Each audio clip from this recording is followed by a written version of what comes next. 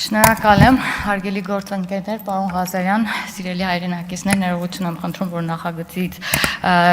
նախագծից շեղվելու եմ, քանի որ չէի կարող չանդրադառնալ այսօր այստեղ այս ամբիոնից հնչած որոշ արտահայտությունների, մասնավորապես, որ մի քանի ընդդիմադիր գործընկերների կողմից անընդհատ շեշտադրվում էր, որ ինչ ուզում եք անեք, մենք մեկը խոսելու ենք, որ հեծի խլման գործընթաց եք իրականացնում, բայց հետաքրքիր է, որ վերջին տարիներին, երբ Հայաստանի մի շարք ռազմավարական ձեռնարկություններ իրենց բաժնեմասերից մի հատված նվիրաբերեցին Հայաստանի Հանրապետության, նույն այս շրջանակները դա կրկին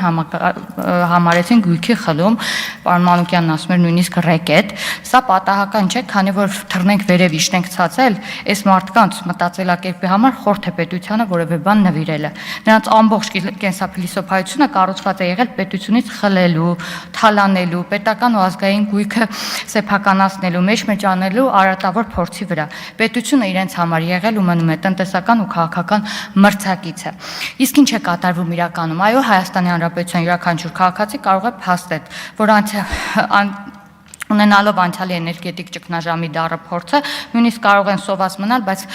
անպայման վճարել են հոսանքի եւ գազի գումարները։ Հավաքագրումները գրեթե եղել են 100%, որի փոխարեն նրանք ստացել են ցածր որակի ծառայություն, մշտական ու չկանխատեսված անջատումներ, վատ ենթակառուցվածք եւ այսպես շարունակ։ Քաղաքացիների հետ հանդիպումները մշտապես այս խնդիրները բարձրաձայնվել են եւ շատերն էլ դժգոհում են, որ այդ անջատումների պատճառով շարքից դուրս է գալիս իրենց տեխնիկան, որի համար ոչ ոք փոխհատուցում չի ստացել։ Հեսն այն բացառիկ կառույցներից է, որի սեփականատիրոջը Հայաստանի Հանրապետության յուրաքանչյուր քաղաքացի ամեն ամիս գումար է վճարում եւ դրա դիմաց չի ստանում պատշաճ ծառայություն։ Սրանք խնդիրներ ու հարցեր են, որոնց պատասխանները պետք է տրվեն եւ կտրվեն։ Այսքանը, բայց շարունակելու եմ հետագայում։ Շնորհակալ եմ։